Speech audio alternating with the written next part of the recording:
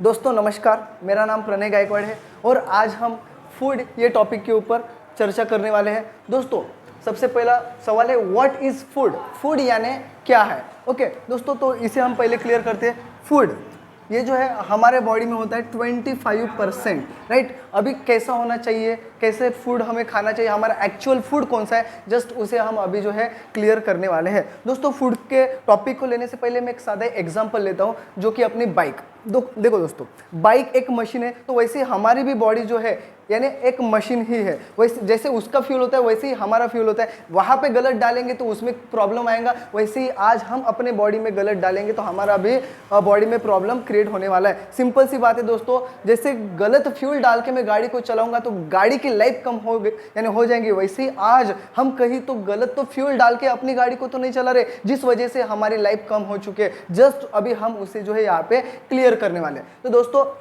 सबसे पहले फूड के लिए जो है हम एक चीज़ क्लियर करेंगे कि फूड यानी क्या होता है। जैसे कि अभी मैं आपसे एक सवाल पूछूंगा कि दोस्तों आज हम खाने में क्या खाते हैं।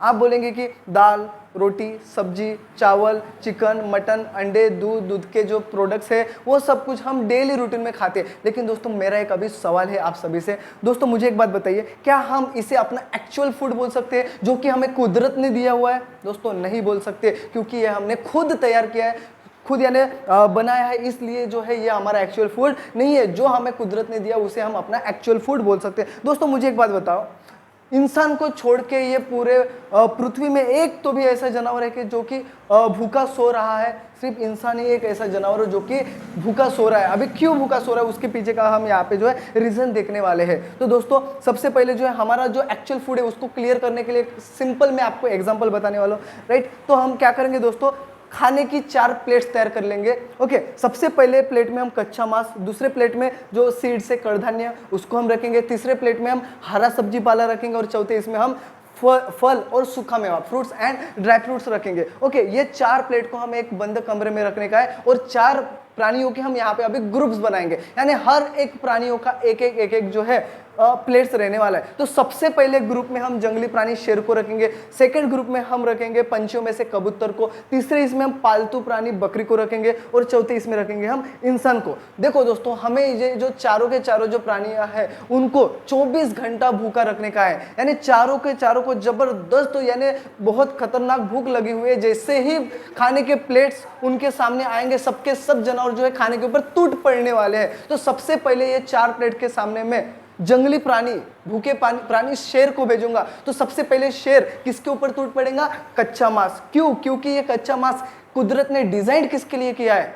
शेर के लिए किया है। वैसे ही मैं कबूतर को छोड़ूंगा पंछियों में से तो कबूतर दाना चुभेगा, राइट। तो ये चीज सीड से अपने पंछियों का खाना है। वैसे ही मैं जंगली प्राणी बकरी को छोड़ूंगा तो बकरियां क्या खाएंगे? हरा सब्जी पाला, क्योंकि ये डिजाइन हुआ है पालतू प्राणी यानी बकरियों के लिए। ओके, तो सिंपल सी बात है दोस्तों, देखो ये तीनों के तीनों प्राणियों में एक चीज हमें जो है बिल्कुल सरीखी कॉमन नजर आ रही है। मुझे एक बात बताओ दोस्तों, ये तीनों के तीनों जो प्राणी हैं अपने आहार को फ्राई करके, रोस्टेड करके, प्रोसेस करके खा रहे हैं या विदाउट प्रोसेस खा रहे हैं? दोस्तों विदाउट प्रोसेस खा रहे हैं। जिस यानी पदार्थ को हम डायरेक्टली अपने हाथों से उठा के मजे में लेके, टेस्ट लेके, उसमें लाड़ मिक्स करके जो है हम खा सकते हैं, वो अपना एक्चुअल फूड होता है। दोस्तों हम यही 4 प्लेट के सामने इंसान को भेजेंगे तो कच्चा मांस डायरेक्टली नहीं खा पाएगा, सीड्स भी नहीं खा पाएगा। वैसे ही हरा सब्जी पाला भी हम जो है खाते नहीं है, लेकिन हरा सब्जी पाला में जो रूट्स होते हैं जैसे कि गाजर, ककली वगैरह, मूली वगैरह, ये सब कुछ हम डायरेक्टली खा सकते हैं। तो दोस्तों मुझे एक बात बताओ, इंसान क्या खाएंगे ये 4 प्लेट्स में से? Fruits and dry fruits. क्यों? क्योंकि इसको प्रोसेस करने की जरूरत नहीं है। सिंपल सी बात है दोस्तों, कुदरत ने जो है कच्चा आम पका के दी, कच्ची मौसम्बी, कच्चे सेब, कच्चे यानी जितने भी फल वगैरह है, मेवे वगैरह, सब कुछ हमें पका के दी, इसलिए हमें उसको प्रोसेस करके खाने की जरूरत नहीं है। लेकिन दोस्तों मुझे एक बात बताओ, हमारा जो एक्चुअल यानी फूड है, फ्रूट्स एंड ड्राई फ्रूट्स, हम खाते कब है? दोस्तों हम बीमार पड़ने के बाद खाते। हमारे ऐसे बाजू में पड़े भी होंगे तो हम देख के चले जाते हैं इग्नोर करके, लेकिन उसको हम खाते नहीं है। लेकिन वही फल को जो है हम जब बचपन में जो है एक पत्थर लेके बढ़िया पत्थर मार के तोड़ के चोर के उस फल को हम खाते थे, लेकिन आज वो बाजू में रह के भी हम खाते नहीं है। लेकिन आज हम खाते कब है? बीमार पड़ने के बाद।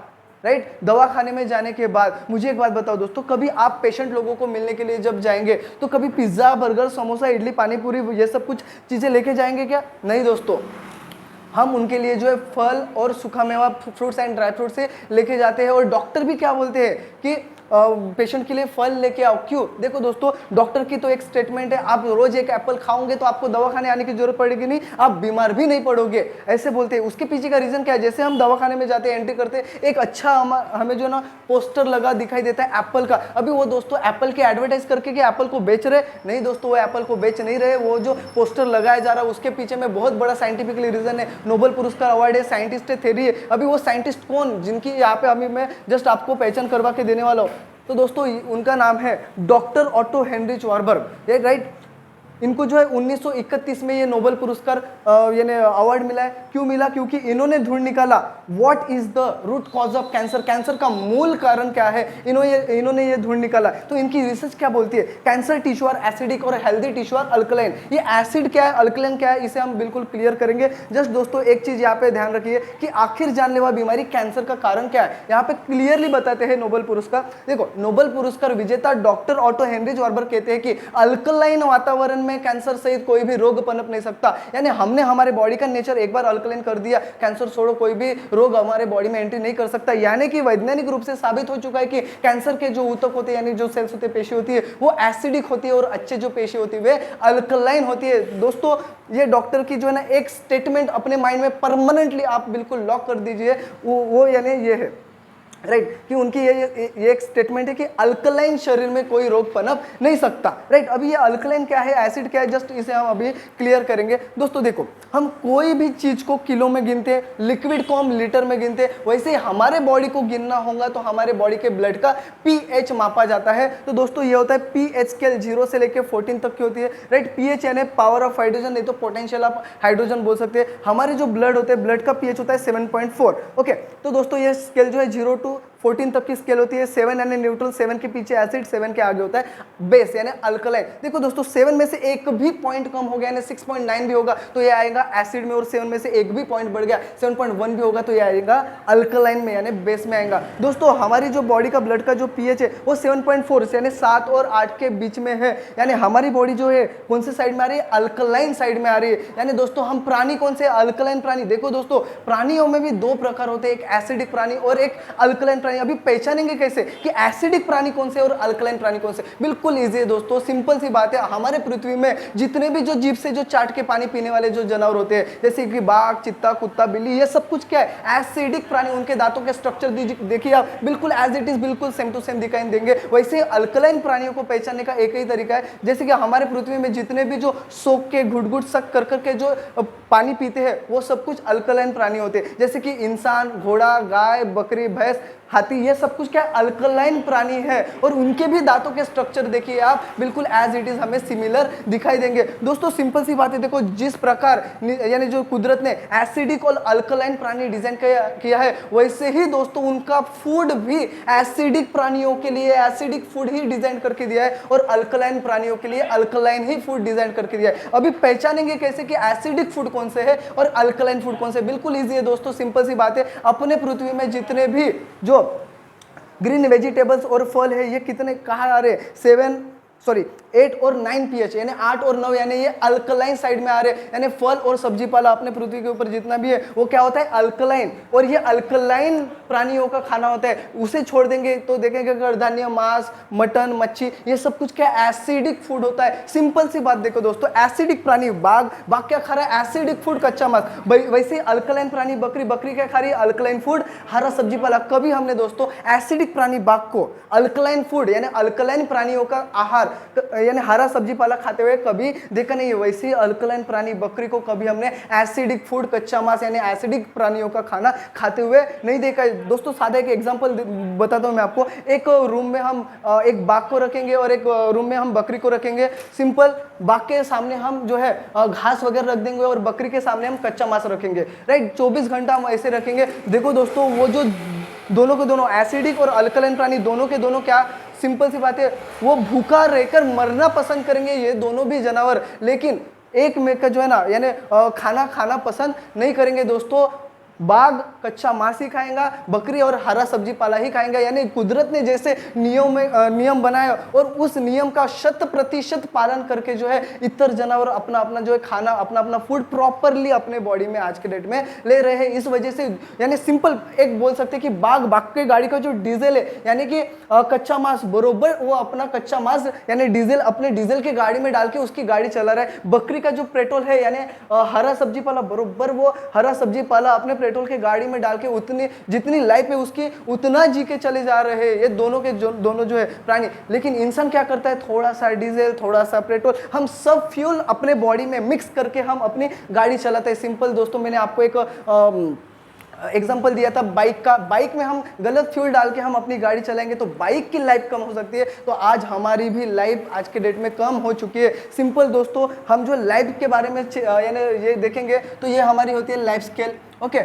हमारी जो लाइफ थी यानी इंसानों की जो लाइफ है, कुदरत ने हमें जो एवरेज लाइफ 125 ईयर 125 साल की हमारी एवरेज लाइफ दी थी। लेकिन आज के डेट पे हम अपनी लाइफ देखेंगे तो ज़्यादा से ज़्यादा कहाँ तक आ गई है, 50 to 55, राइट। इससे ज़्यादा हम उम्मीद भी नहीं कर सकते। लेकिन दोस्तों मैं अभी एक लाइव एग्जांपल आपको बताने वाला हूँ। जैसे कि मेरे जो पंजोबा थे यानी दादा के पिताजी, वो जो है आराम से 100 से लेके 110 साल आराम से यानी जी के चले गए। वही मैं मेरे दादा की बात करूंगा तो दादा जो है आराम से 80 85 90 के उम्र तक यानी थे। और वैसे ही मैं मेरे पिताजी के जनरेशन की बात करूंगा तो पिताजी की जनरेशन 60 to 65 वो उनकी एवरेज लाइफ हो चुकी है। और मेरी एवरेज लाइफ की बात करूंगा तो आज के डेट में दोस्तों 50 to 55 ईयर। सिंपल सी बात है दोस्तों, उतने तक भी हम बराबर पहुंच नहीं पा रहे हैं। 40 to 45 ईयर में ही हम यानी मेरे जनरेशन के लोगों को जो है हार्ट अटैक आके जो चले जा रहे। लाइव एग्जाम्पल बता दो, सिद्धार्थ शुक्ला, पुनीत राजपूत जो है हार्ट अटैक से जो है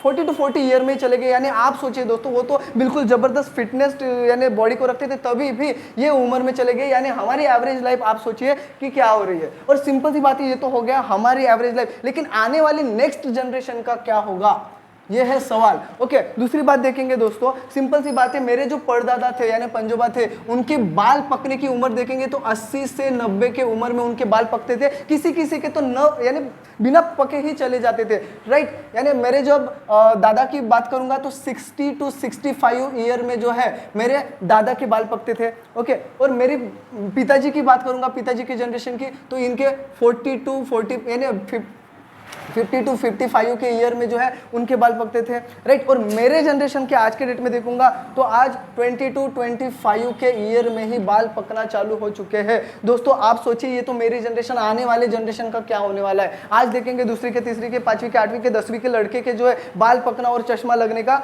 यानी जो लगना चालू है। ये लक्षण किसके होते हैं, ये तो बूढ़ापे के लक्षण होते हैं दोस्तों। यानी आप सोचिए एवरेज लाइफ ही कम हो रही है तो ये लक्षण क्यों नहीं आएंगे। सिंपल सी बात है दोस्तों, मुझे एक बात बताइए, ये जो पूरा जो पृथ्वी है, ये पृथ्वी में सबसे जबरदस्त होशियार प्राणी, बिल्कुल मर्सिडीज जैसे बॉडी यानी जबरदस्त जो है ना फुल फैसिलिटीज के साथ बना के कुदरत ने जो है किसको भेजा है, निसर्ग ने इस पृथ्वी पर किसको भेजा है, किसको डिजाइन किया है, हम इंसानों को। लेकिन दोस्तों आप ही मुझे बताइए, हमने अपने लाइफ का जो गियर है वो फॉरवर्ड में रखे हैं या रिवर्स में रखे हुए हैं।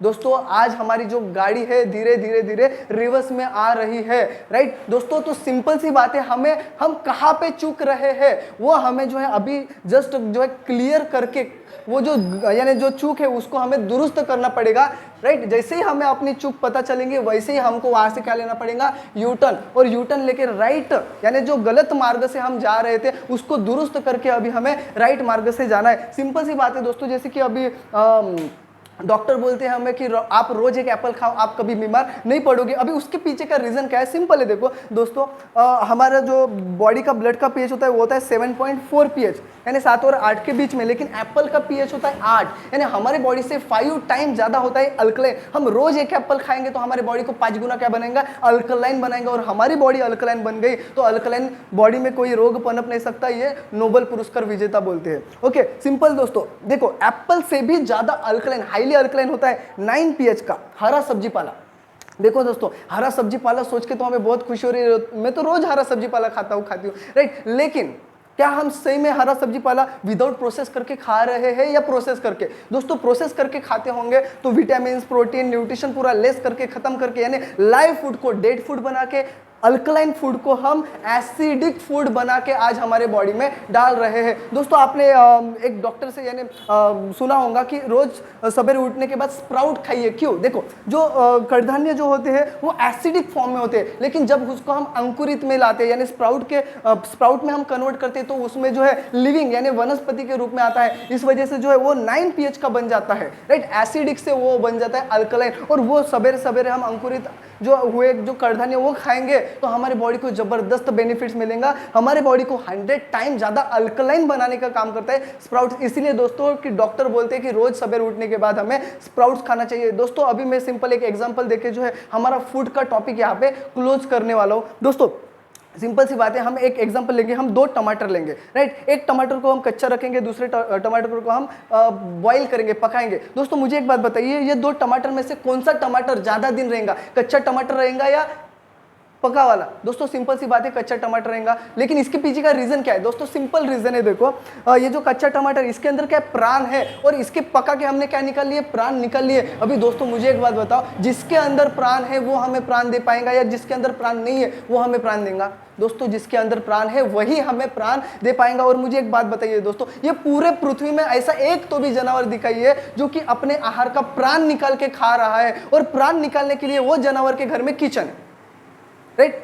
पूरे पृथ्वी में एक भी जानवर हमें ऐसा नहीं दिखेगा कि जिसके घर में किचन है वो अपना प्राण निकल के खा रहे हैं। सिंपल सी बात है दोस्तों, जैसे कुदरत ने हमें जो है आहार दिया है वैसे ही उसका पालन करके जो जो जिस जानवर को दिया वो अपना खाना खा के यानी अपने बॉडी का जो फ्यूल है, एक्चुअल फ्यूल अपने बॉडी में डाल के जो है अपनी लाइफ जितनी कुदरत ने दी है उतनी लाइफ जी के चले जा रहे हैं। तो सिंपल सी बात है दोस्तों, हमें भी आज अपने जो खान पान में जो है फ्रूट्स, ड्राई फ्रूट्स, जो वेजिटेबल में से गाजर, काकली, मूली यानी सलाद का प्रमाण ये भी बढ़ाना पड़ेगा। अभी एक आपका क्वेश्चन आ रहा होगा कि ये कहाँ पे भाई ओरिजिनल है, इसमें भी तो यूरिया, सल्फेट, पेस्टिसाइड वगैरह बहुत सारे जो है ना केमिकल्स का इस्तेमाल किया जाता है। दोस्तों बिल्कुल सही सॉल्यूशन है अपने पास, हम विदाउट केमिकल का जो है ना फल सब्जी वाला ये सब कुछ बना के खा सकते हैं। बिल्कुल आप मुझसे कांटेक्ट कीजिए, हम ये कैसे कर सकते हैं बिल्कुल इसका बिल्कुल यानी विद टेस्टिंग के साथ आपको फार्मूला सिखाया जाएगा जो कि हम जो है विदाउट केमिकल का हमारा फैमिली और जो आजू बाजू के लोग जो है अपने फैमिली मेंबर्स जो है वो सब लोग हम विदाउट केमिकल का खाना बना के जो है खा सकते हैं। तो दोस्तों व्हाट इज वाटर, पानी यानी क्या होता है, इसको अब हम क्लियर करने वाले हैं। आज के डेट में हम जो पानी पी रहे हैं वो बरोबर पी रहे हैं या नहीं पी रहे हैं, कौन सा हमें पानी पीना चाहिए, कौन सा नहीं पीना चाहिए, पानियों में कितने प्रकार होते हैं, जस्ट अभी हम यहाँ पे एक एक चीज़ें जो है दोस्तों क्लियर करने वाले हैं। तो दोस्तों सबसे पहला हम देखेंगे कि वाटर, पानी ये हमारे शरीर में 70 to 75% जो है अपने बॉडी में होता है।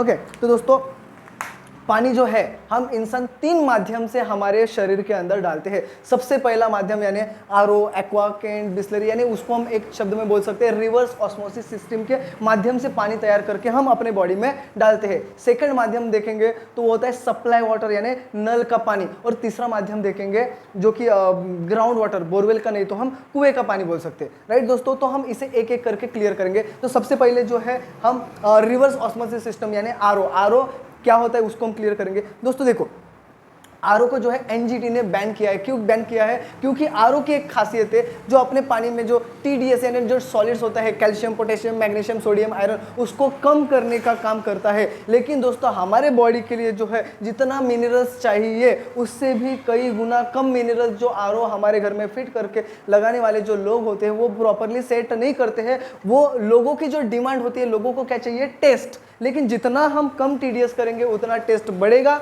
और जितना हम थोड़ा बढ़ाएंगे ज़्यादा तो उतना जो है टेस्ट धीरे धीरे हमें उतना यानी टेस्ट नहीं लगेगा। सिंपल दोस्तों, अभी टीडीएस कंट्रोल करने के लिए जो है यानी हम आरओ का इस्तेमाल करते हैं। अभी टीडीएस हमारे बॉडी के लिए चाहिए कम से कम 100 से लेके 250 तक के हमारे बॉडी के लिए गुड टीडीएस। लेकिन आरओ जहाँ पे लगा वहाँ पे मैंने जब टेस्टिंग किया तो बिलो 100 के नीचे ही दिखता है। और क्या होता है, उस कारण जितने मिनरल्स है वो हमारे बॉडी में नहीं मिलने के कारण हमारे बॉडी में कैल्शियम की कमी, जो कैल्शियम, पोटेशियम, मैग्नीशियम, ये बॉडी को जो मिलना चाहिए उसकी कमी हो रही है। और ये कमी की वजह से आज हमारे हड्डियों की प्रॉब्लम और एसिडिटी के प्रॉब्लम्स वगैरह जो बढ़ रही है। यानी सिर्फ हम आरओ के पानी को क्लीन वाटर यानी शुद्ध पानी बोल सकते हैं, हमारे बॉडी के लिए गुड वाटर नहीं बोल सकते। ये तो हो गया रिवर्स ऑस्मोसिस सिस्टम। वैसे ही हम जो कारपोरेशन वाले हमारे पास जो पानी छोड़ते हैं सप्लाई वाटर, नल का पानी, तो नल के पानी के लिए जो है दोस्तों देखो सिंपल सी बात है, उसको फिल्टर करने के लिए क्लोरीन, ब्लीचिंग और कैल्शियम बढ़ाने के लिए जो है पीएच बैलेंस करने के लिए वहाँ पे डाला जाता है चूना। सिंपल सी बात है दोस्तों, जब क्लोरीन 10 ml डालना तो लोग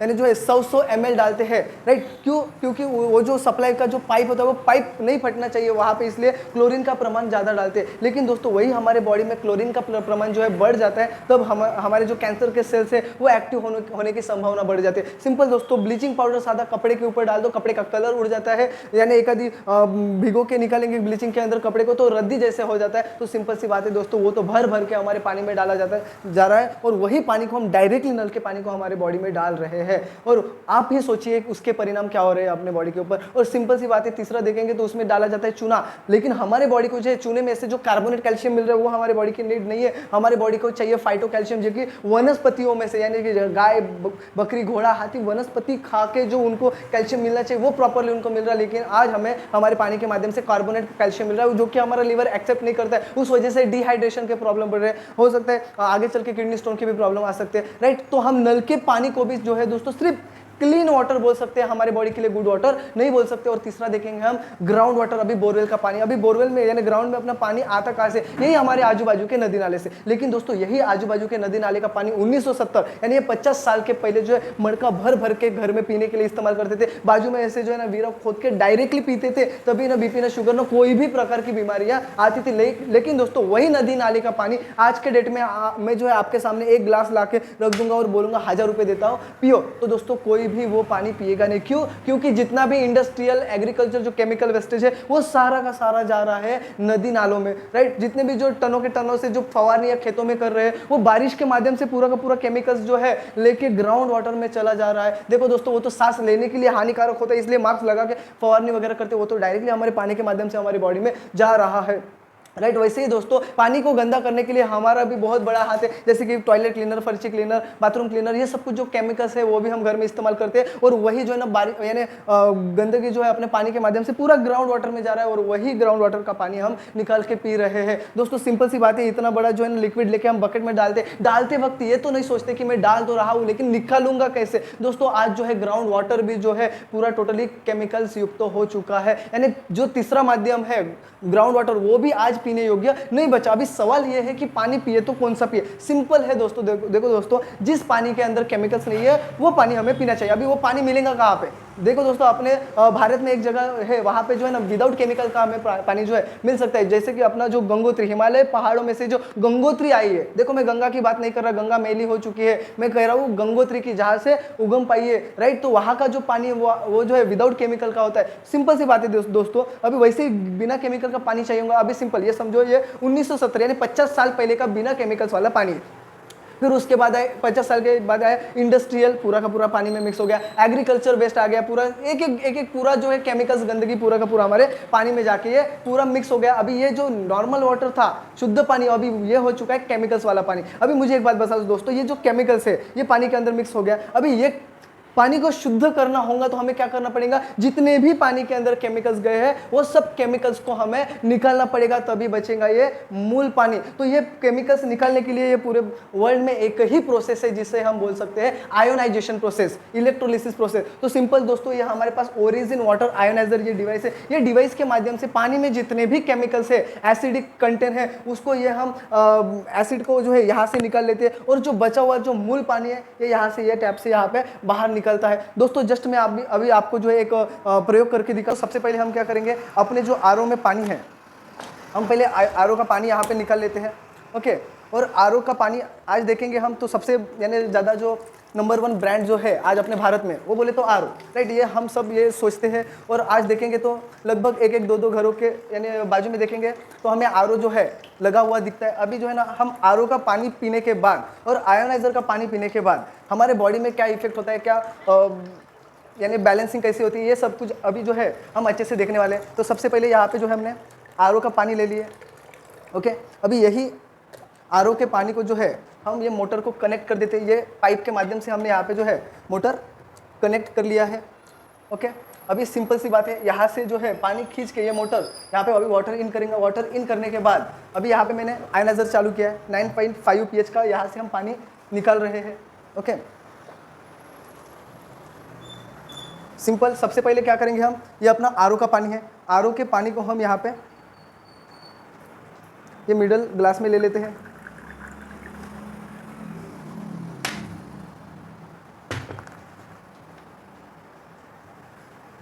ओके, और यही आरओ के पानी से यहाँ पे हमें 2 प्रकार का यहाँ पे पानी अवेलेबल हो चुका है। तो सिंपल यहाँ पे जो है एसिडिक वेस्ट, एसिड का पानी मैं यहाँ पे लेता हूँ और जो मूल पानी निकल रहा है, मूल पानी को हम यहाँ पे लेते हैं, राइट। ये जो मूल पानी है जिसमें केमिकल्स नहीं, ये यहाँ पे रखते हैं हम, और दूसरा जो केमिकल्स वाला है ये केमिकल वाला यहाँ पे रखते हैं। दोस्तों अभी हम देखेंगे तीनों के तीनों ग्लास में जो पानी है, दिखने के लिए हमें तो बिल्कुल सिमिलर, सेम टू सेम दिखाई दे रहे हैं, लेकिन हम इसकी जब प्रॉपर्टीज चेक करेंगे तो तीनों के तीनों पानी के अंदर जो है गुणधर्म टोटली अलग अलग है। देखो दोस्तों, अभी यहाँ से बाहर से कोई भी 3 लोग आ गए और ये 3 लोगों के सामने मैंने ये 3 ग्लास रख दिए, कौन कौन सा ग्लास उठा के पानी पिएगा कुछ हम बता नहीं सकते। देखो जो चीज़ हमें आंखों से नहीं दिखती है उसे हम एक सेंसर के माध्यम से देख सकते हैं। तो मेरे पास एक सेंसर है ORP मीटर, राइट। ORP यानी ऑक्सीडेशन रिडक्शन पोटेंशियल, यानी हमारे पानी में ऑक्सीडेशन करने की क्षमता कितनी है वो चेक कर सकते हैं। सिंपल ये ORP मीटर है, इसकी जो रीडिंग है पॉजिटिव में दिखाएंगे तो समझने का पानी के अंदर केमिकल्स मौजूद है, एसिड मौजूद है, और यही नेगेटिव में आएगा तो पानी के अंदर केमिकल्स नहीं है। तो सबसे पहले हम जो है जो मूल पानी हमने निकाले यहाँ पे हम टेस्टिंग करेंगे। यहाँ पे जो धीरे धीरे ये माइनस में जाता हुआ दिख रहा है, ओके, यहाँ पे माइनस रीडिंग यहाँ पे चालू हो चुकी है।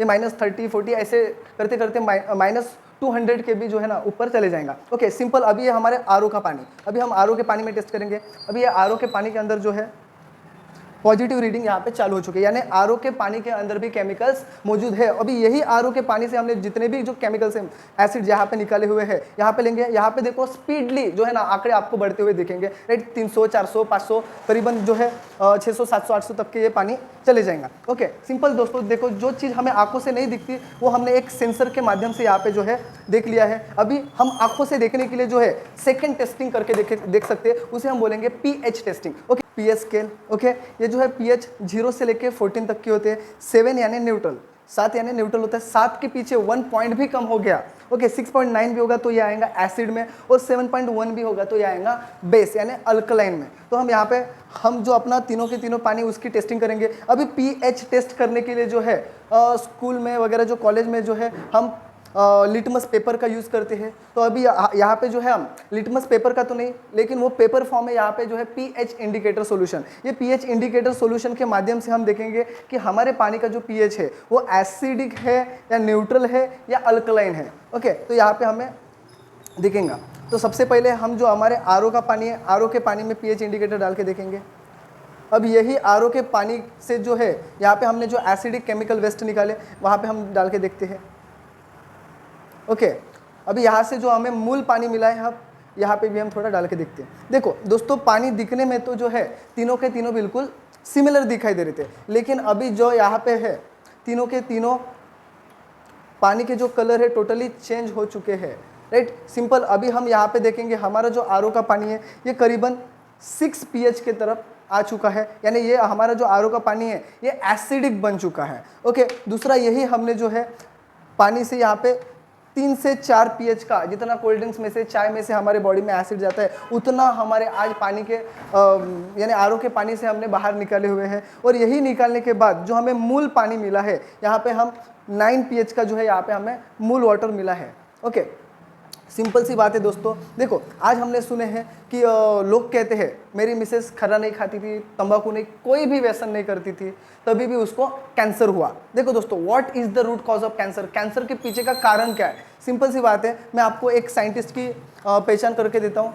ओके, इनका नाम है डॉक्टर ऑटो हेनरिच वार्बर्ग। इनको 1931 में ये नोबेल पुरस्कार अवार्ड मिला। क्यों मिला? क्योंकि इन्होंने ढूंढ निकाला what is the root cause of cancer, cancer का मूल कारण क्या है, ये इन्होंने ढूंढ निकाला। तो इनकी रिसर्च क्या बोल रही है? Cancer tissue are acidic, cancer के जो सेल्स होते हैं, टिश्यू होते हैं, वे एसिडिक होते हैं, और हेल्दी टिश्यू आर अल्कलाइन, अच्छी पेशी जो होती है, हेल्दी पेशी जो होती है, वे अल्कलाइन होती है। ओके, सिंपल सी बात है दोस्तों, यहाँ पे क्लियर बताया कि आखिर जानलेवा बीमारी कैंसर का कारण क्या है। देखो, नोबेल पुरस्कार विजेता डॉक्टर ऑटो हेनरिच वार्बर्ग कहते हैं कि अल्कलाइन वातावरण में कैंसर सहित कोई भी रोग पनप नहीं सकता। हम अपने बॉडी को एक बार अल्कलाइन कर लिए, कैंसर तो छोड़ा, हमारे बॉडी में कोई रोग पनप नहीं सकता। ओके, ये इनकी थ्योरी बोल रही है, और इनकी एक बिल्कुल क्लियर स्टेटमेंट है कि अल्कलाइन शरीर में कोई रोग पनप नहीं सकता। ओके, आज हम जो पानी पी रहे हैं, पानी के माध्यम से हमारे बॉडी में जो है यानी बहुत ज़बरदस्त एसिड जा रहा है। ओके, और खाने के माध्यम से भी जो है बहुत सारे केमिकल्स हमारे बॉडी में जा रहे हैं, और जो एयर पोल्यूशन है वो भी हमारे बॉडी में जो है वहाँ से भी बहुत ज़्यादा ज़बरदस्त टॉक्सिन आज हमारे बॉडी में जाना चालू हो चुका है। सिंपल सी बात है दोस्तों, इसलिए जो ना WHO की एक स्टेटमेंट आई है कि 2025 आते आते 87% लोगों को जो है कैंसर होने वाला है। 87 छोड़ो 50% भी पकड़ लेंगे तभी भी हमें एक एक दो दो घरों के बाजू में जो है कैंसर पेशेंट दिखने चालू होंगे। और आज चंद्रपुर में जो है जस्ट मैं कार से घूम रहा तो आगे जो है एक बढ़िया बोर्ड लगा हुआ था एक गाड़ी के ऊपर, वहाँ पे क्लियर लगा हुआ था कि कैंसर तपासनी केंद्र, यानी आज से ही जो है ना कैंसर तपासनी केंद्र जो है चालू हो चुके। तो आप सोचो फ्यूचर में क्या होने वाला है। ओके, लेकिन दोस्तों सिंपल सी बातें हैं, हेल्दी टिश्यू और अल्कलाइन शरीर में कोई रोग पनप नहीं सकता, ये इनकी स्टेटमेंट है। तो अभी हम यहाँ पे देखेंगे क्या सही में अल्कलाइन बॉडी में कोई भी रोग पनप सकता है या नहीं पनप सकता। जस्ट अभी यहाँ पे हम टेस्टिंग करके देखते हैं। देख, जो बीमारी का जो पहला कारण होता है वो होता है फ्री रेडिकल्स, यानी जो हम खाना खाते पानी पीते हैं और हवा के माध्यम से हमारे जो बॉडी में टॉक्सिक मटेरियल जा रहा है वो टॉक्सिन मटेरियल की वजह से आज हम बीमार होते हैं, राइट। तो इसके लिए हम सबसे पहले जो इस्तेमाल करते हैं बेटाडीन, जो हमें घाव वगैरह लगते हैं उसके ऊपर लगा के हम इसको क्लीनिंग करते हैं। अभी बेटाडीन ही क्यों ले रहे हैं, क्योंकि इसका जो कार्बन एटॉमिक स्ट्रक्चर है और हमारे बॉडी का जो टॉक्सिक मटेरियल है उसका कार्बन एटॉमिक स्ट्रक्चर है सिमिलर होता है। तो हम दोस्तों थोड़ा यहाँ पे लेते हैं और थोड़ा यहाँ पे लेते हैं। ओके, दोनों इसमें भी हमने बराबर का ले लिया है। अभी दोस्तों हमें ये देखने का है कि ये हमारे बॉडी के अंदर का टॉक्सिक इस पद यानी ऐसा होता है। अभी इसे क्लीनिंग करने का काम होता है अपने पानी का। दोस्तों हम सवेरे जो है मॉर्निंग में नहाते हैं, नहाने के बाद जो है अपने शरीर के ऊपर की जो गंदगी वो निकाल लेते हैं, लेकिन दोस्तों हमारे शरीर के अंदर की जो गंदगी वो भी हम पानी के माध्यम से जो है पेशाब और पसीने के माध्यम से निकालते हैं। तो हम जो अपना आरओ का पानी जो डेली रूटीन में पीते हैं, तो हम आरओ का पानी यहाँ पे लेते हैं, राइट। दोस्तों मैंने यहाँ पे आरओ का पानी लिया है। अब यहाँ पे जो है ये मोटर के माध्यम से जो है ये आरओ का पानी खींच के हम यहाँ पे वाटर इन कर रहे हैं और वाटर इन करने के बाद जो हमें मूल पानी मिलता है। अब ये मूल पानी से क्या होता है जस्ट यहाँ पे हम देखते हैं, राइट। दोस्तों यहाँ पे हम क्या कर रहे हैं, आरओ में जितना भी केमिकल्स है ये केमिकल्स निकलने के बाद जो हमें पानी बच रहा है, अभी वो पानी से यहाँ पे जो है टेस्टिंग करके देखेंगे कि क्या होगा, राइट। तो दोस्तों यहाँ पे देखिए आप धीरे धीरे जो पानी है पूरा टोटली क्लीन दिखाई दे रहा है, राइट। दोस्तों अभी ऐसा क्यों हुआ, उसके पीछे का रीज़न क्या है जस्ट हम यहाँ पे जान लेते हैं, राइट। दोस्तों मुझे एक बात बताओ, ये जो अपना आरओ का पानी है यही तो आरओ के पानी में से जो एसिडिक केमिकल वेस्ट है ये मैंने निकाला था, यानी ये अपने आरओ के अंदर ये केमिकल मौजूद है। सिंपल यहाँ पे मैंने पॉइजन यानी टॉक्सिक मटेरियल रखा था बेटाडीन, मैं बेटाडीन यानी केमिकल्स के ऊपर केमिकल्स, टॉक्सिन के ऊपर दूसरा टॉक्सिन यानी डालूंगा तो अपने बॉडी में क्या होगा। देखो हम अपने शरीर के अंदर की गंदगी निकालने के लिए पानी के माध्यम से दूसरी गंदगी रोज डेली रूटीन में अपने बॉडी के अंदर कंटिन्यूसली डालते जा रहे हैं। इस वजह से क्या हो रहा है, अपने ब्लड के अंदर टॉक्सिन बढ़ते जा रहा है और ब्लड के अंदर जब टॉक्सिन का प्रमाण बढ़ता है तो ब्लड होता है गाढ़ा, और वही गाढ़ा ब्लड जो है यानी बालों के रूट तक नहीं पहुंच पाता, तब हेयर फॉल के प्रॉब्लम होते हैं। वही जो गाढ़ा टॉक्सिन वाला ब्लड जो यानी थायराइड ग्लैंड में जाता है तब हार्मोन इनबैलेंसिंग होता है, और हार्मोन इनबैलेंसिंग की वजह से थायराइड का प्रॉब्लम होता है। पेट में एसिड का प्रमाण बढ़ गया तो एसिडिटी का प्रॉब्लम, किडनी में बढ़ गया तो किडनी स्टोन हो जाता है, और वही सेल्स के रिसेप्टर पे बढ़ गया तो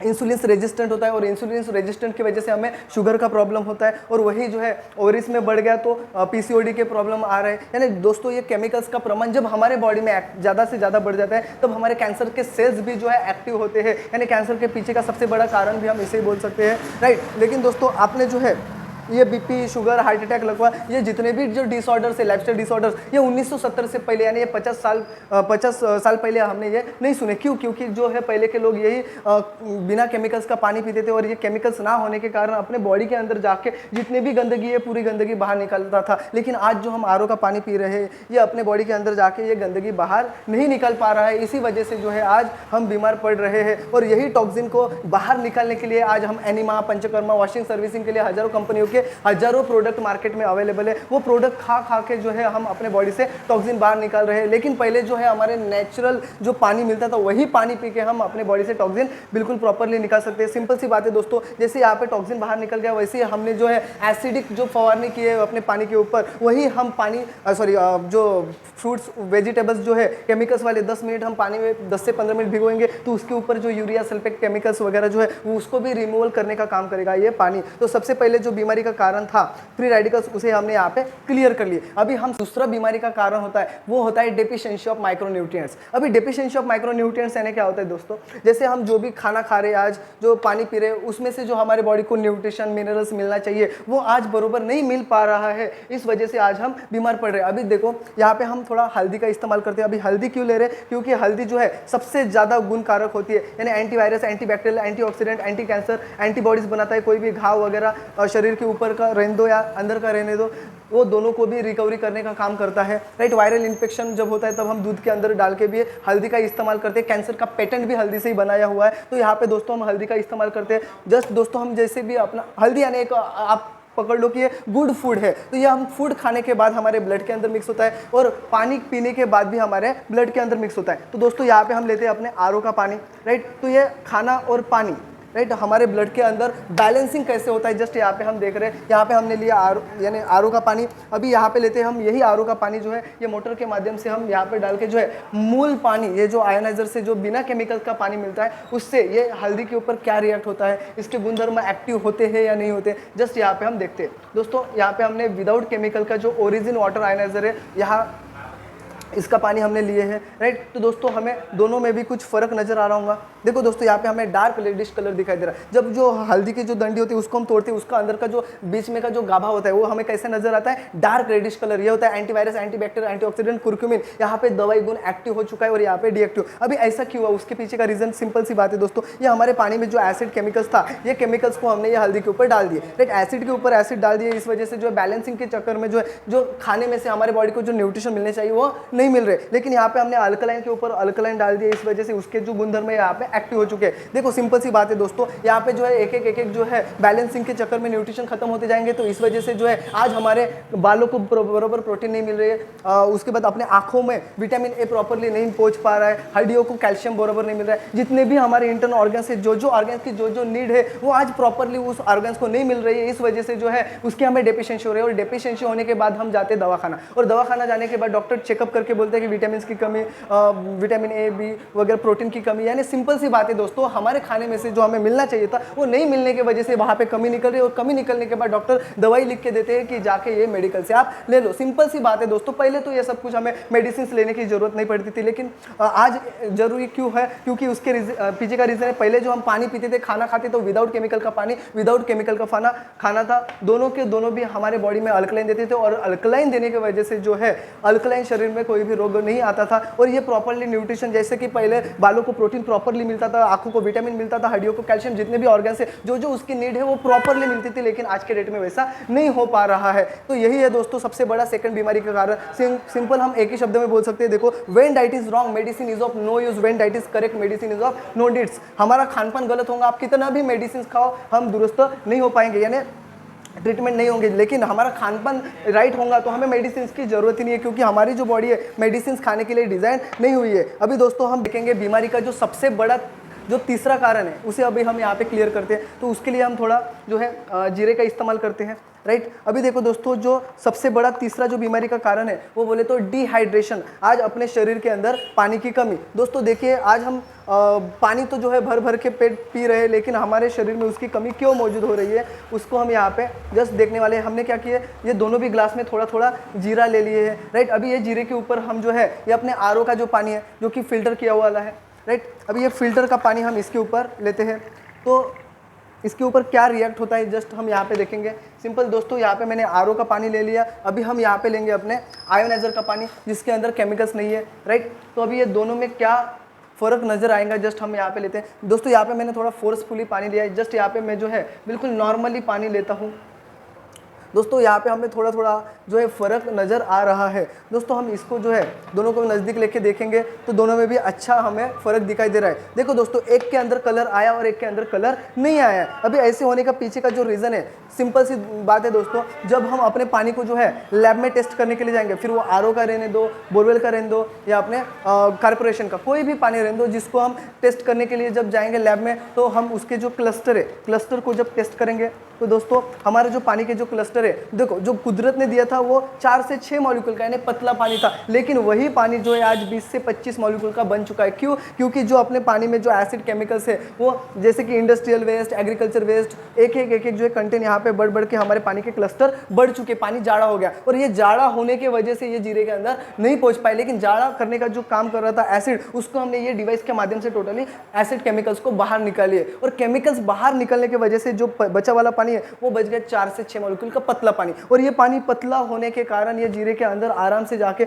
उसके जितने भी कंटेंट है वो बाहर निकल लिया। अभी सिंपल सी बात है दोस्तों, आप एक बात सोचिए, ये जीरे के अंदर ही आज अपना पानी जो है प्रॉपर्ली नहीं पहुंच पा रहा है, तो हम पानी पीने के बाद किडनी के नेफ्रॉन से पानी पास आउट होकर ब्लड के अंदर मिक्स होने के लिए किडनी के ऊपर कितना जबरदस्त प्रेशर आ रहा है, राइट। सिंपल सी बात है, ये ब्लड के अंदर प्रॉपर्ली पानी नहीं पहुंच पा रहा है। देखो दोस्तों, दूध के अंदर पानी डालेंगे तो दूध पतला, नहीं डालेंगे तो दूध गाढ़ा होगा। तो आज हमारे ब्लड के अंदर प्रॉपर्ली पानी नहीं जा पा रहा है, इस वजह से ब्लड गाढ़ा हो रहा है, और वही गाढ़े ब्लड को हमें पतला करने के लिए बीपी की गोली खानी पड़ती है। तो इस वजह से जो है जब तक हमारा ब्लड गाढ़ा रहेगा तब तक हमें जिंदगी भर जो है बीपी की गोली खानी ही पड़ेगी। लेकिन दोस्तों, पहले के लोगों ने ये बीपी क्या है, शुगर का, ये तो सुने भी नहीं थे। क्यों? क्योंकि जो है पहले के लोग पतला पानी पीते थे, पतला पानी ब्लड के अंदर जाता था, ब्लड भी पतला रहता था, और ब्लड पतला होने के कारण हम जो भी खाना खाते थे, जो भी न्यूट्रिशन खाते थे, उसको बरोबर बालों के छोटे छोटे जो यानी रूट से वहाँ पे बिल्कुल प्रोटीन पहुँचाता था, आंखों में बिल्कुल प्रॉपरली विटामिन वगैरह प्रोवाइड करता था। जितने भी इंटरनल ऑर्गन से जिस ऑर्गन की जो नीड है वहाँ पे प्रॉपरली सप्लाई हो पाता था, लेकिन आज के डेट में सप्लाई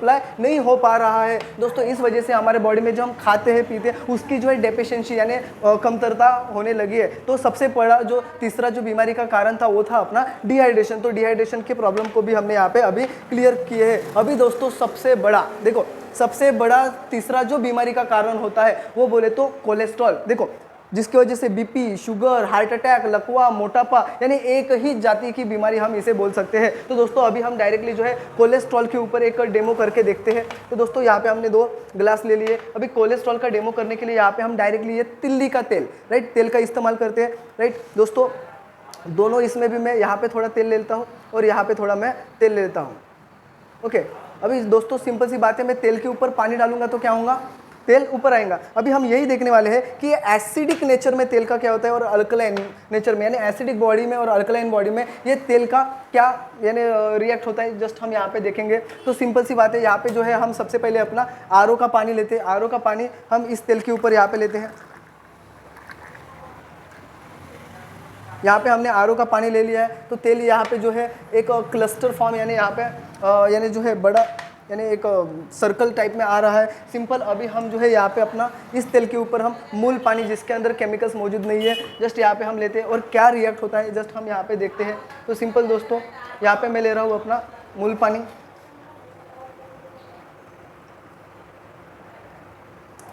तो दोस्तों हम दोनों इसमें भी जो है एक अच्छा खासा फ़र्क देख सकते हैं। यहाँ पे जो टोटली तेल ब्रेक हो चुका है, लेकिन यहाँ पे एक क्लस्टर आ चुका है, एक लेयर आ चुकी है। अभी सिंपल सी बात है दोस्तों, देखो तो तेल जो होता है,